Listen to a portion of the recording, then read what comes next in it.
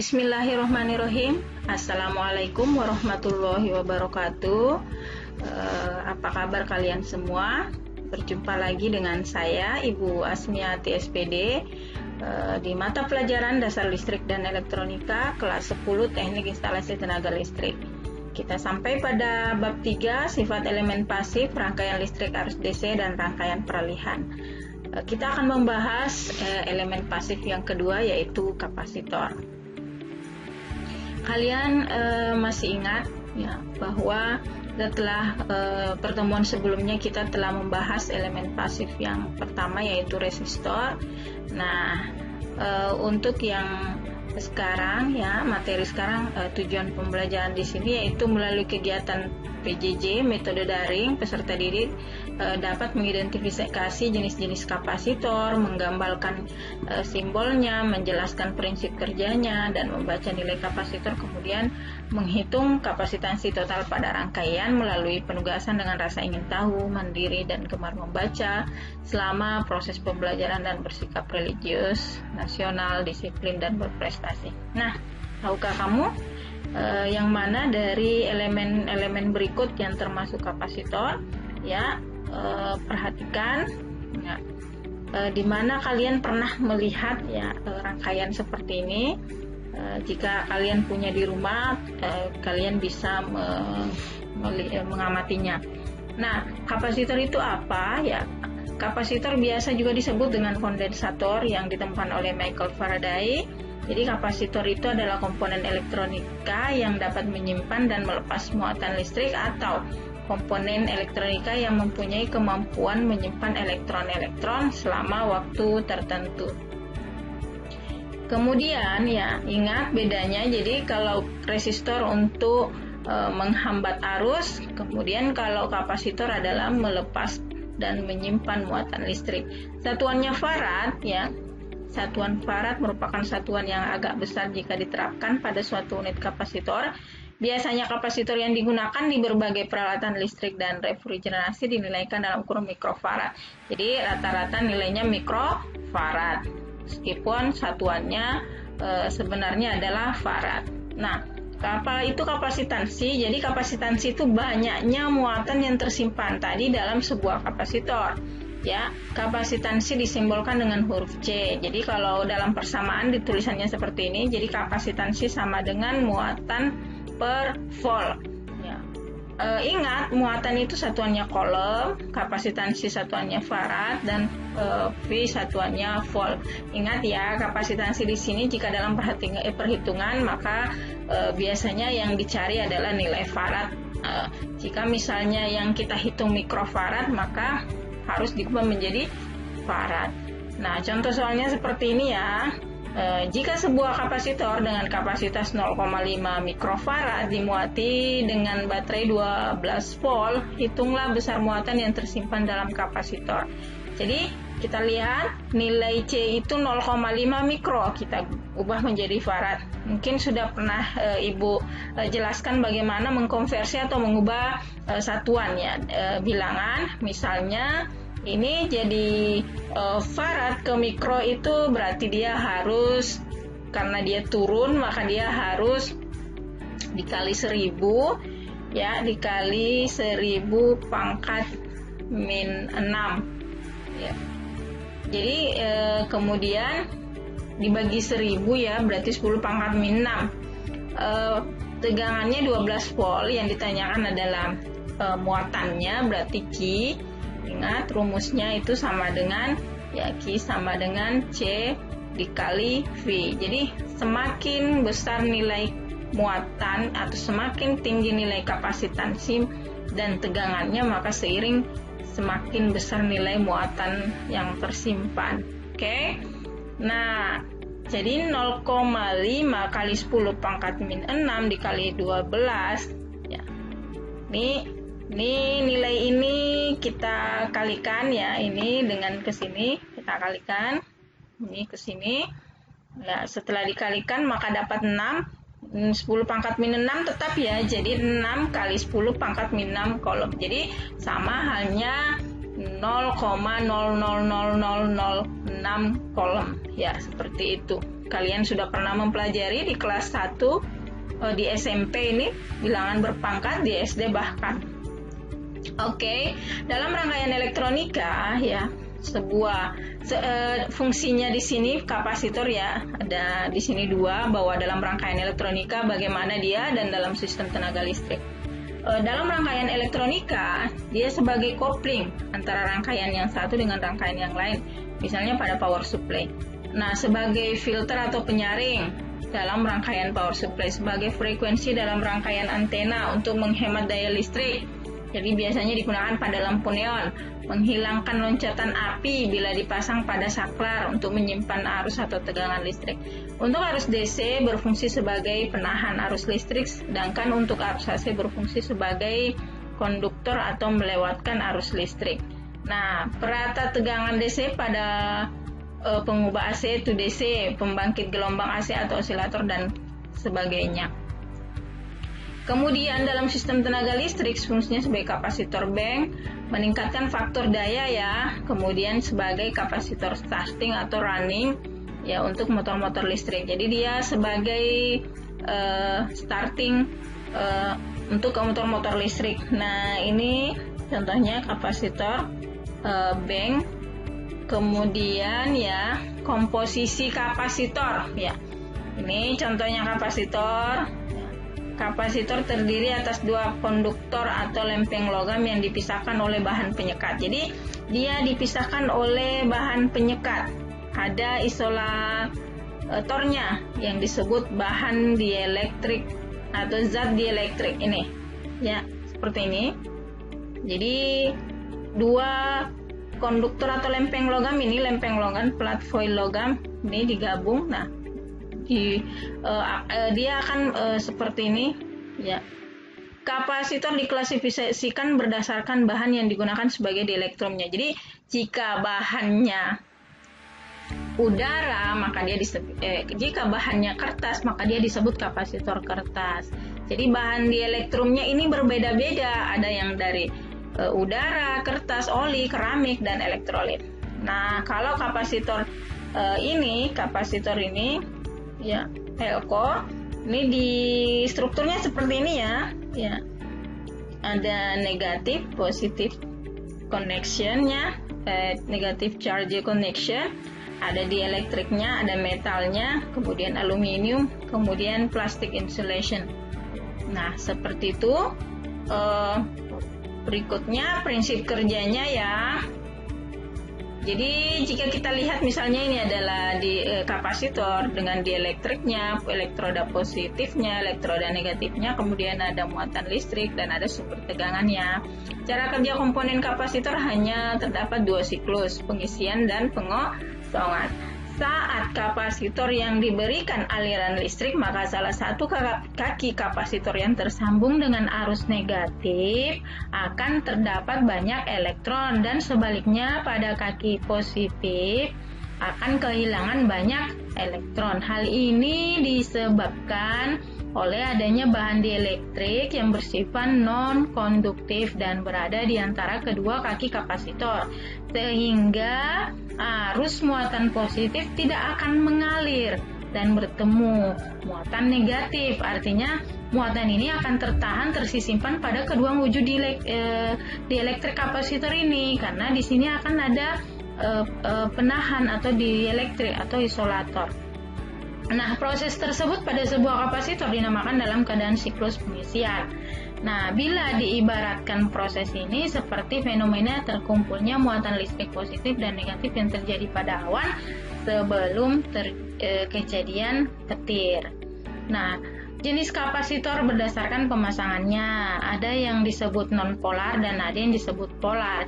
Yang disebut non-polar jika tidak memperhatikan kutub positif dan negatifnya. Jadi bisa dipasang bolak-balik.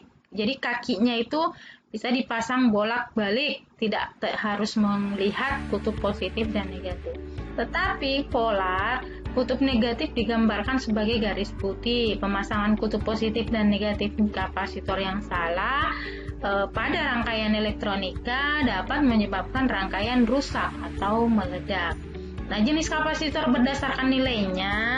Jadi, kapasitor yang nilainya konstan atau tidak berubah ya disebut nilai tetap. Kalau kapasitor nilainya berubah atau variabel, maka dapat diubah-ubah sesuai yang kita kehendaki, maka disebut kapasitor variabel atau kapasitor nilai berubah. Kapasitor tetap itu kapasitor keramik, polyester, kertas, mika, elektrolit ya, dan kapasitor tantalum. Nah, kalau yang berubah atau variabel yaitu Farco dan Trimmer. Nah, ini contohnya ya. Ini kapasitor nilai tetap atau fixed kapasitor. Jadi ada kapasitor keramik, nih, kapasitor polyester, nih kapasitor kertas, kemudian ini kapasitor mika, kemudian ini kapasitor elektrolit atau elko ya biasa disebut, dan ada kapasitor tantalum. Ya, kenapa dia disebut nilai tetap? Karena di badannya itu sudah ada nilainya ya. Kita tidak bisa mengubah nilai kapasitansinya. Simbolnya bedakan ya antara kapasitor nilai tetap dengan kapasitor variabel. Jadi kalau variabel itu ada tanda panahnya. Nah, kemudian Farco yaitu variabel kondensator ya seperti ini dan Trimmer. Ya. Nah, jika kalian pernah membongkar kipas angin, melihat rangkaian di dalamnya, maka ada elemen yang seperti ini bentuknya, maka itu adalah kapasitornya. Ya, di sini akan tertulis ini identitasnya ada mikrofarad. Nah, ingat tadi saya ingatkan kembali ya, jika ingin melihat bagaimana dari nano ke mikro atau dari mili ke mikro atau dari kilo ke mili. Nah, seperti ini. Jika nilai itu akan kita rubah menjadi mili, maka dikali 10 pangkat min 3 atau dibagi 10 pangkat min 3. Nanti kita lihat saja apakah dia naik atau turun ya. Berikutnya cara membaca nilainya ya, cara membaca nilainya berarti ini untuk kapasitor nilai tetap ya.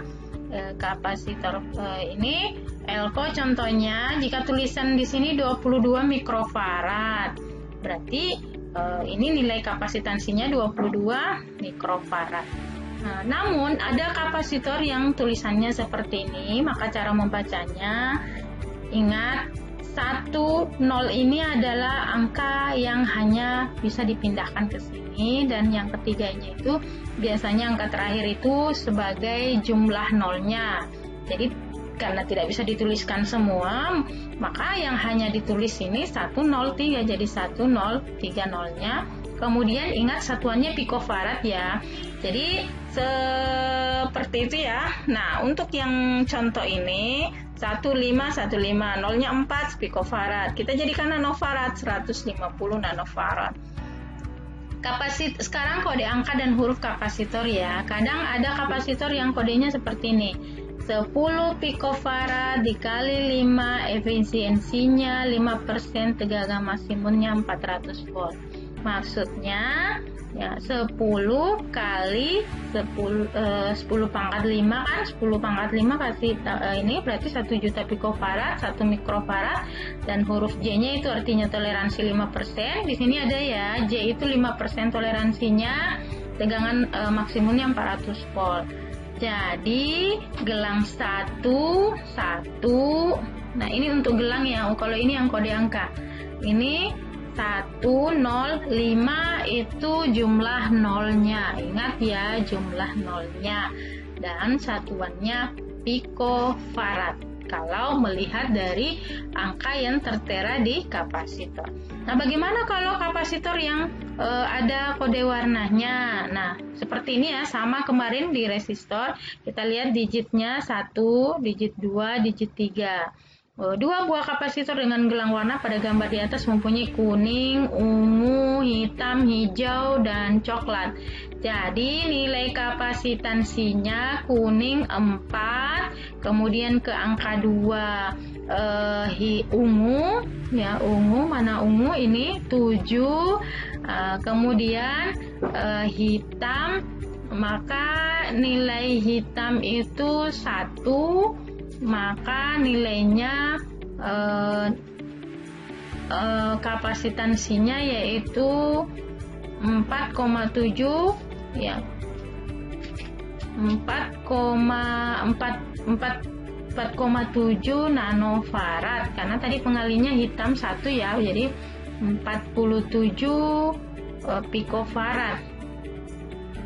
Nah, berikutnya toleransinya di sini 5% dan voltasenya 100 volt. Sedangkan gambar yang di bawah kapasitor 4 warna ya, coklat, hitam, kuning, coklat.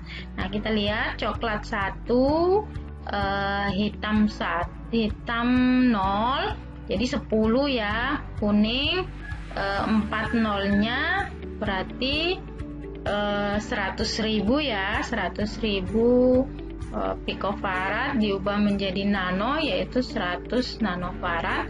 Nah, dengan volt tegangannya 100 volt.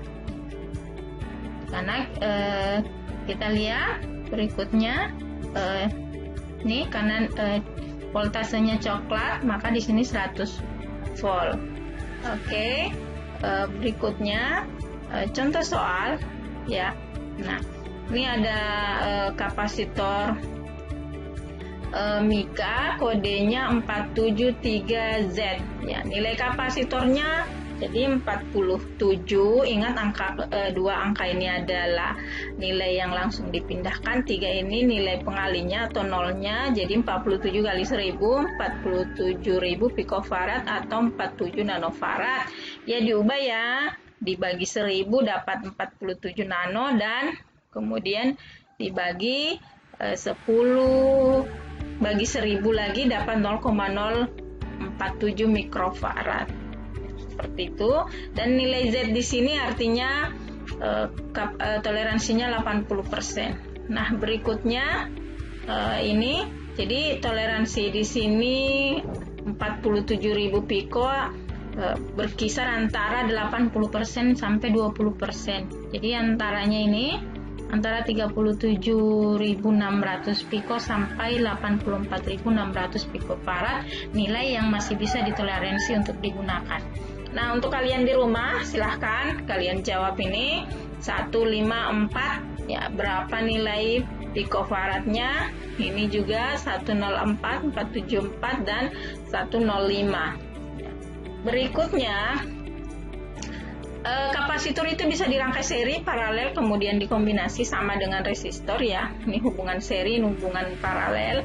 Ya, namanya hubungan seri berarti dia dihubung secara berurutan, yang dihubung paralel berarti dihubung secara sejajar.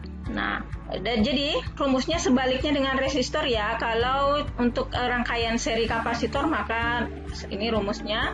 Untuk rangkaian paralel kapasitor ini rumusnya. Jika dua buah kapasitor dengan nilai 1000 pikofarad, berapa kapasitansi totalnya? Jadi C totalnya itu sama dengan ini.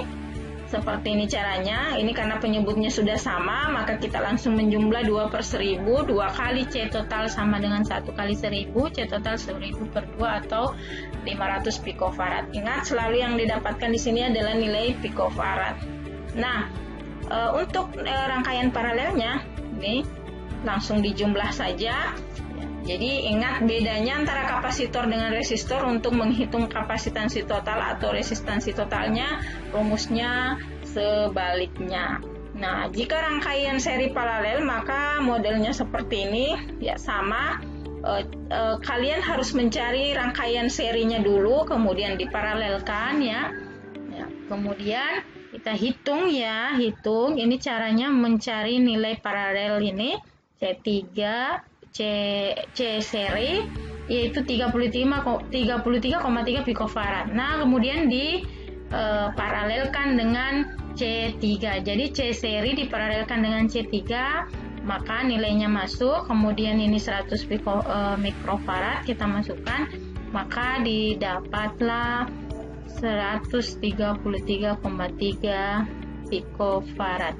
Ya, maaf ini salah ya, seharusnya mikrofarad. Ya, berikutnya contoh soal ya, saya kasih untuk nilai kapasitor yang dihubung seri ya. Ini ingat, karena dihubung seri maka rumusnya ini Kemudian ini karena tidak sama nilai penyebutnya, maka disamakan dulu penyebutnya. Kalau ini di KPK-nya ini adalah 12, maka kita ambil nilai 12. Ya, 12 di sini 12 bagi 6 dapat 2, maka di sini juga dikali 2. Ini dikali 2 dapat 12, ini dikali 2 dapat 2, ini dikali 3 dapat 12, ini dikali 3 dapat 3, ini dikali 4 dapat 12, ini dikali 4 dapat 4. Nah, kemudian bisa dijumlahkan, C totalnya dibalik, ya 12 per 9, 1,33 mikrofarad.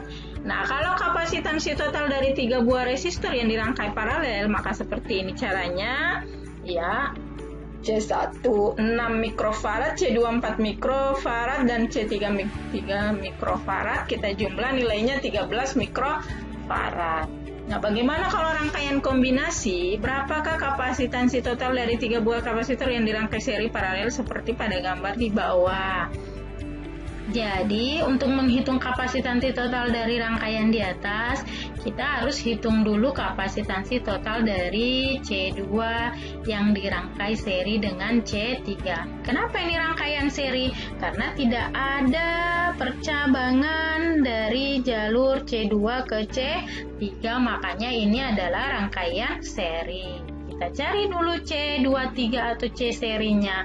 Kemudian didapat 1,71 mikrofarad, kemudian kita paralelkan, maka C total yang kita dapat adalah 7,71 mikrofarad. Artinya rangkaian ini bisa diganti dengan satu kapasitor yang nilainya 7,7 mikrofarad, atau dihitung kapasitansi totalnya dari 3 buah kapasitor ini. Nah, kesimpulan, kapasitor tadi itu adalah komponen elektronika yang dapat menyimpan dan melepas muatan listrik, satuannya farad. Nah, kapasitansi disimbolkan dengan C, atau dihitung dengan persamaan Q per V. Kapasitor ada 2 jenis, kapasitor nilai tetap dan kapasitor nilai variabel. Ingat, yang nilainya tetap itu kapasitor keramik, polyester, ya, kapasitor kertas, mika, kapasitor elektrolit atau elko, ya. Kalau orang-orang elektronika itu biasanya bilang elko, ya, dan kapasitor tantalum. Kapasitor nilai variabel, kapasitor yang nilainya dapat diubah-ubah sesuai dengan yang kita kehendaki, yaitu variabel kondensator atau varco dan trimmer. Nah, rangkaian kapasitor bisa dirangkai seri, paralel, dan kombinasi. Nah, sebagai evaluasi, silahkan kalian kerjakan. Berapakah kapasitansi total dari 3 buah kapasitor yang dirangkai seri paralel? Seperti pada gambar berikut. Jadi, yang pertama yang akan harus kalian selesaikan adalah rangkaian paralelnya. Ingat, dijumlah atau diapa ini nilainya. Oke, saya kira demikian materi yang Ibu sampaikan hari ini. Semoga berkah. Alhamdulillahirobbilalamin. Sampai ketemu di pembelajaran selanjutnya, ya. Kita akan membahas elemen pasif yang lain, yaitu induktor. Sebelumnya kita akan mengetahui cara menguji kapasitor, ya. Tetap semangat. Assalamualaikum warahmatullahi wabarakatuh.